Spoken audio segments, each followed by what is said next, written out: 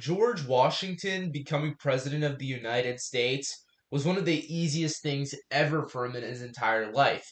He was elected unanimously, yet Washington never wanted to become president in the first place. In fact, he wanted to simply retire and enjoy life at Mount Vernon. However, due to multiple of his political allies and military allies pleading him to run for president, believing that that would be the only way for the United States to survive, Washington reluctantly agreed. However, let's say hypothetically, just like Washington did with his farewell address and when he declined to run for a third term, let's say he is as stubborn here and just absolutely refuses to run for president. Well, what would happen then? Here's what I think. I think for starters, Washington would begin to enjoy a pretty nice retirement, and while he's doing so, the American Congress and the American politicians are just going to be stuck in general over who to elect as president because without Washington's influence, the choices are very difficult.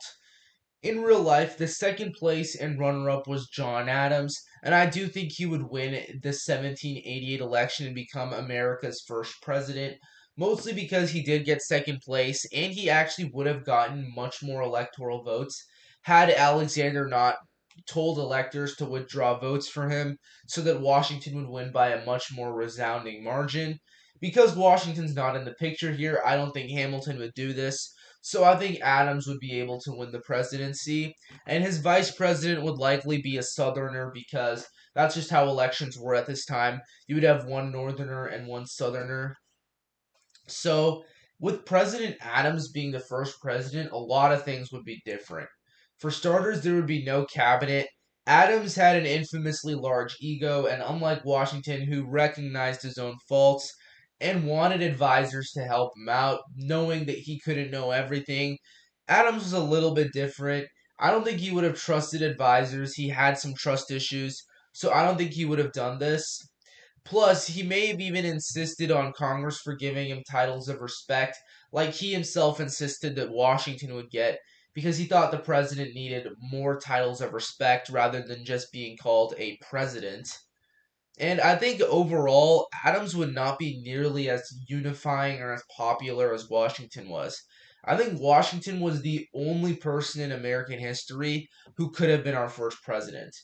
I don't even know if Lincoln could have necessarily pulled that off, just because of how much of a unifying figure Washington was, where he was able to unite every single person in the country and successfully set many of the norms and precedents that would become for future presidents.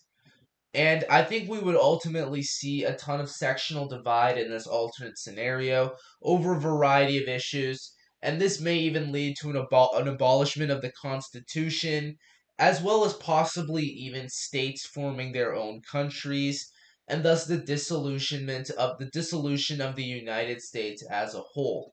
So, Alexander Hamilton and everybody else ultimately convincing Washington to run was a good thing. Because the greater implications of this are without Washington as president and without the United States being a successful nation, democracy as a whole is viewed as an unsuccessful experiment, with the United States being the first case study in over 1,000 years. So, yeah, with this being said, we can now see just how bad it is for the United States if George Washington would not become president and ultimately got his way. So anyways, guys, thanks for watching this video. Make sure to like this video down below, subscribe to the channel. Mr. US History, out.